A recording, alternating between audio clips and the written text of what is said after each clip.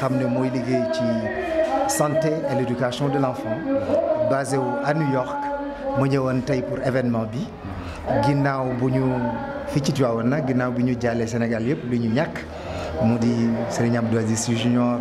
Serigne Cheikh Ahmed Tidiane Sy soxna Fatou Sy Mansour yàlla na yàlla yërëm leen te yéexe ñu mais li taxoon a jóg suñu fondation mooy liggéeyal xale comme ni ko Abbas waxee léegi ci tubaab ñun nag seetuñu xale fu mu mën a bokk moo xam murit la moo xam tijaan la moo xam catholique la les enfants c'est l'avenir de ce pays te investir ci xale yi daf ñu war et l'éducation nag c'est un investissement à long terme donc ñun li ñuy liggéey mooy fexe ba fi ñu dëkk donte sori nañu ñu mën a fexe ba suqali suñu réew duñu xaar état duñu xaar ku ñu jàppale lu ñu mën a am dañ ko delloowaat ci fa nga xam ne fa la ñu jógee man mii di wax ak yéen jàng naa école 1 jaar naa fi donc ça fait plaisir ma dellu si waat fii jël maa ngi remercier en passage tous les Sénégalais de la diaspora yi nekk New York les jeunes l'association des jeunes Tidjanes de New York nit ñëpp ci jàpp vraiment ñoo ngi nekk nag en partenariat ak l'association Jeunesse Action Mame Maodo bu Tivaouane dirigée par Sidi Ahmed Sy certes c'est mon petit frère mais à ce niveau-là nekkatul affaire u petit frère dañu jàpp bokk même objectif bi bokk lu ñu gëm pour liggéey suqali suñu réew li ñu bëgg nag mooy mu daj Sénégal yëpp mais aussi mbay ci sa wewu tànk ku nekk fa nga dëkk fa ngay suqali may woo nag tous les Sénégalais ku nekk fa nga dëkk gox ba nga nekk bul xaar le gouvernement bul xaar ku la jàppale na ñëpp dajaloo retoucher les manches resserrer les ceintures ñu liggéey mais lii nag dafay demander à ce que nos gouvernements ñu mën ci jàpp parce que ça demande une volonté politique boo xam ne dina mën a motiver les gens pour ñu mën a liggéey jëmale seen réew. lan ak lan ngeen ñu joxe tey. tey li ñuy joxe moo di fourniture d'école dinañ joxe ay cahiers dinañu joxe ay ardoises dinañ joxe ay crayons dinañ joxe ay bic mais suñu objectif moo di rénover les écoles suñu objectif moo di construire des centres de santé suñu objectif moo di mën a fexe ba implanter un système de prévention bëgg nañu nit ñi di mën a dem képp kuy xale 1 ba 16 ans 18 ans nga mën a dem hôpital def sa bilan te wax dëgg yàlla kenn du la fayeeku li ñuy def nag c'est gratuit dañ koy maye kenn chargé wu kenn laajul kenn dañ koy joxe te yàlla tax ñu ñaan nag na ci ñëpp jàpp ku am xel ku am xalaat ku am sa doole incha allahu taala jéem a jokkoo ak ñun ñu fexe ba liggéeyal suñu réew lii moo ñu tax a jóg. Sénégal ki ko jiite nag muy Mamadou Bokar Sy def nañu contribution bu am solo en guise de kit scolaire wax dëgg yàlla ñoom ñoo ñu jox 50 kits scolaires ñoo ngi leen di ñaanal c'est la fondation BHS yàgg nañ ci liggéey boobu nag kon war na ci ñu gërëm leen ci kanamu mbooloo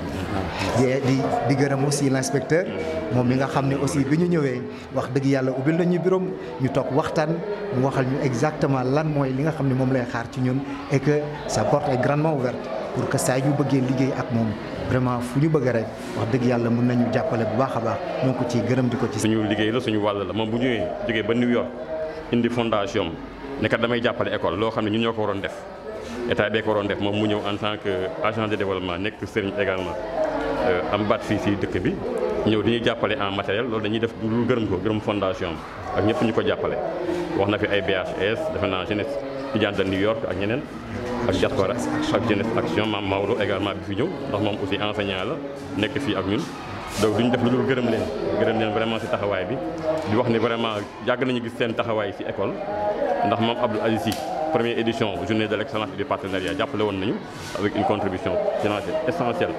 pour que ñu mën a primer les lauréats de la première édition donc yow boo ñëwee également jàppale ñu en matériel loolu dañuy def lu dul gërëm la di la sant di wax ne vraiment ñun aussi war nañoo engagé wu pour que vraiment loolu ñu mën ko traduire ay résultats yu baax loolu vraiment engagement boobu lay jox di soññ samay école yi nga xam ne appuyé nañ leen même yeneen écoles yi également pour que vraiment li sëñ bi bëgg ñu def ko mooy liggéey pour que xale yi Tivaouane également nekk ci kaw pour que vraiment ñu mën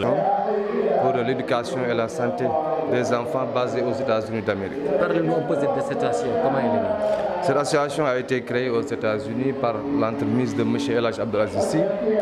et des Sénégalais de diaspora. Il faudra préciser que cette association ne concerne pas seulement les jeunes Tidjanes.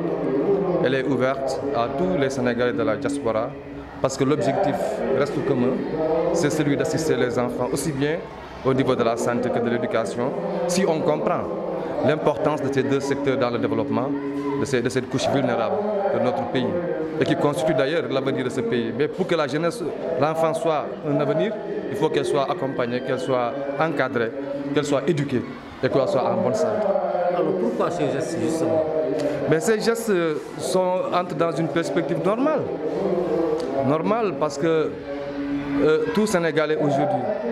je pense que tout Sénégalais a le devoir de participer au développement de son pays. Donc aujourd'hui, si nous arrivons à pouvoir mobiliser avec nos partenaires,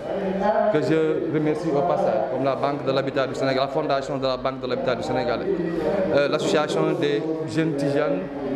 des États-Unis, les Sénégalais de la diaspora, l'association Jeunesse et Action, Mamadou représenté ici par M. Sidi Ahmed Si, Ibn Sidi Babakar Si, actuel Khalife général de Tidiane. Toutes ces personnes ont le devoir de participer au développement de ce pays. Donc cela participe d'une démarche normale pour tout citoyen de contribuer dans la limite de ses possibilités à faire développer ce pays-là en passant par des couches qui sont vulnérables certes aujourd'hui, mais demain qui sont porteuses de beaucoup d'espoir. Quelle est la nature du don? La nature du don, le don plutôt porte sur des fournitures scolaires. Donc le don est composé de 10 000 cahiers de 50 pages, de 5 000 ardoises, de 400 paquets de craie blanche, de 100 paquets de craie couleur et des bics, 5 000 bics bleus et 2500 bics rouges. Ça, c'est une première action. Vraiment, que nous trouvons, que l'association trouve extrêmement modeste par rapport à son ambition, par rapport à sa grande ambition d'assister les écoles, d'assister les enfants à travers les écoles et même après, à travers les daras, aussi bien au niveau. J'ai investi dans la préparation du Mawlud, n'est-ce pas, qui est un événement extrêmement important, sinon l'un des événements les plus importants pour nous. Et comme d'habitude, tout le monde est en train de se mobiliser pour une fois de plus un Mawlud réussi.